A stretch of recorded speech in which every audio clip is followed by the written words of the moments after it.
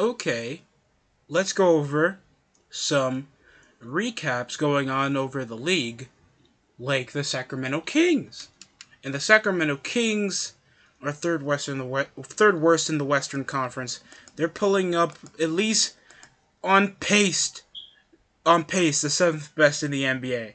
That's the only thing going for them. They're nearly worse at everything, especially defense, offense. Only 22nd in the NBA and 26th in shit. Yeah, they're minus 4.9 and whatever it is, while Luke Walton has been in the helm, and now it's pushed over to Alvin Gentry after Luke Walton came in, and he pushed 13 and 24.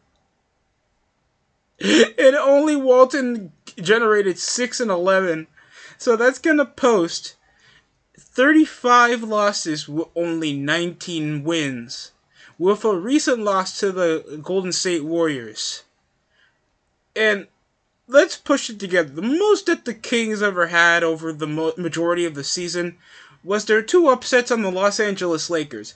Anything else can do half a backflip, especially a double-digit loss to the Sixers, losing by 60 against the Celtics. This team is just not that good. They have talent, but they're not good. They have no identity. They can't shoot that consistently. They can't attack the paint unless it's De'Aaron Fox going full speed ahead over to the paint. They have no good bigs. I'm sorry.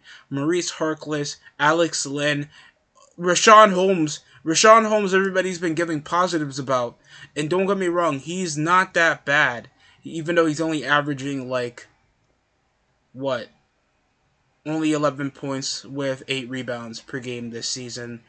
And I don't think he ever facilitates any floor or any chances for the team to score. He's not putting up the numbers that he did the previous season. This is prime age, especially for a useful big, even though he's 6'10" in a center position. You can stop some guys, but you can't stop guys like Jokic, Cat, guys that are more versatile around the floor, and he's not shown to be good at perimeter defense. Davion Mitchell, that I swear I confused when I first bought 2K, I thought that was Donovan Mitchell, doesn't do shit. Buddy Hield's the only person consistently shooting over in the team, averaging 14 points per game, but his shooting splits are shit. How in the hell are you averaging over 38? Only 36% from the field. He can play better than that. He hasn't played well since 2018 season, and he's been declining ever since. He came pushing near 20 to averaging under 15 with 30%, and he's only playing up 54 games. He's played a majority of the season so far. And I don't know what trade value you're going to push over for a 29-year-old shooter that can't consistently shoot. And this is trying to pack over his deal because many people think that over the offseason or in the middle of the trade deadline, the 29-year-old inconsistent shooter with a total of 94 over his contract is going to be worth the Sixers getting more shooters instead of trying to pack the deal to Washington.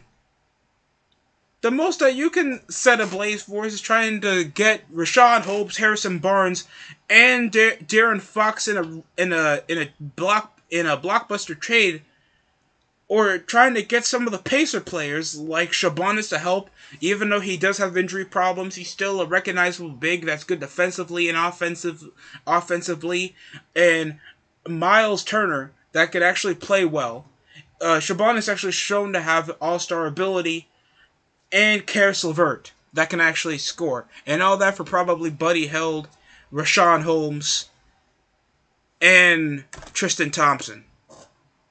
That, I don't know how is he still making over $18 million, and he probably has less rebounds than points. I'm not saying that's a bad thing, but especially for a guy in his position, a player that's been part of the championship team that really didn't need him that much, he's only putting up 5 rebounds per game over subpar margins of minutes he's playing, at least 15 over the teams, especially for a cheater. Piece of shit. I'm sorry. I'm sorry. That thing was always going to haunt him over him having an affair with one of the Kardashians. So that's obviously going to be the only relevant thing Tristan Thompson's going to be known for other than winning the 2016 NBA title. And just not sustaining anything. Tristan Thompson is more valuable still as trade value than... I know, Dwight Howard has more trade value than Tristan Thompson. Sure, Dwight Howard's not an all-star anymore, but he is a more valuable role player, barely has any bad team chemistry with the team, consists of still putting up double-digit numbers and still impacts the floor defensively and finishes whenever the team needs him. So, I'd rather have Tristan Thompson on a team, especially on a playoff contender, than Tristan Thompson, if that sounds better. Because teams that could definitely barely need Tristan Thompson's help is possibly Dallas, possibly Memphis, even though they're third best in the Western Conference right now. Utah fell short over the 4th seed last time I checked. They were third best in the NBA, but the Grizzlies have just been on fire. And many people are still pushing up trade rumors to the Cleveland Cavaliers that I will go through, but I need to watch more of their games. They're currently 31-21, and that's exceedingly impressive for a team without that much of a bona fide all-star on their team. And this is just off the help of Evan Mobley, Jared Allen, that I know would be a great part of any team. And Darius Garland. I don't see much of how Lauri Markkanen is improving over the season. And all I've seen so far... Did he only play 4 games? He's played a total of 38 games and started all of them so far. With averaging 13 points per game. With 34% from the 3-point line. At least he's good in efficiency wise. Like, he'll bucket it, especially for a unicorn 2.3.0, 4.0 per sorts. I don't know. I kind of lost the hype for Markkanen after he was in Chicago, so that was technically it, because we thought that we were going to build on Markkanen and Levine and Wendell Carter Jr., and then Wendell gets shipped in a package deal to get Vucevic, and now you see how the Bulls are. One of the best teams, and the Zach LaVine, I thought he was going to start in the Eastern Conference. No, it's going to be DeRozan. At least 2 top players are on the All-Star team, so we're going to go over a lot more, especially over in the middle of the season, because you know how people are with trade rumors. How any other team is doing is like, oh, Lakers are back after they won by 10 against the Grizzlies, and I mean no, by the Wizards, or they lost in they won in a double overtime against the Clippers. No, I'm joking. Reggie Jackson just came and ripped the soul out of the Lakers with a clutch moving layup over to clutch it out while Anthony Davis bricked at the end, with him crying like a baby.